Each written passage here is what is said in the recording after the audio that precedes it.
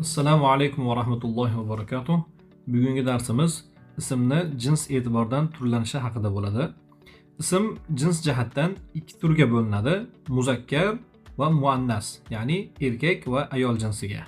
Muzakkar ism deb haqiqatda yoki ma'noda erkak jinsini bildirgan ismga aytiladi.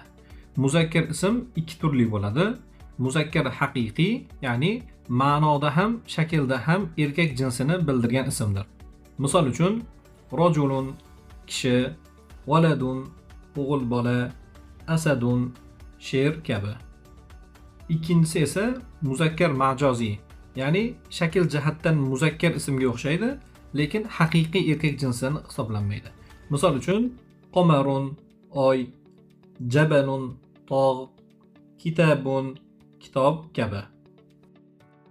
Muannas ism esa 4 xil bo'ladi. Birinchisi muannas haqiqiy, ya'ni haqiqatda ayol jinsini yoki urg'ochi jinsni bildirgan ismdir. Misol uchun imroatun ayol kishi, bintun qiz bola, naqotun urg'ochi tuya kabi. Ikkinchisi muannas majoziy, ya'ni haqiqiy ayol emas, lekin arab tilida ayol jinsidan deb hisoblangan jonsiz narsalarga dalolat qilgan ismdir. Misol uchun shamsun quyosh, darun hovli, narun olov kabi. Uchinchisi esa lafziy muannas. So'z oxirida tamarbuta bo'lgan ismlarni lafziy muannas deyiladi.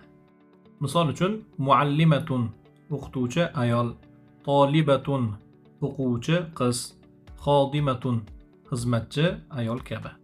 Lekin shaklda tamarbuta yozilib, muannas ko'rinishida bo'lib, ma'noda muzakkar ism bo'lishi ham mumkin. Misol uchun Hamzatun, Tolhatun kabi.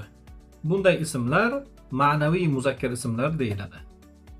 Muannas ismning 4-turi ma'naviy muannas deyiladi. Ya'ni shaklda muannaslik alomati bo'lmagan, balki ma'noda muannaslikni bildirgan ismlardir.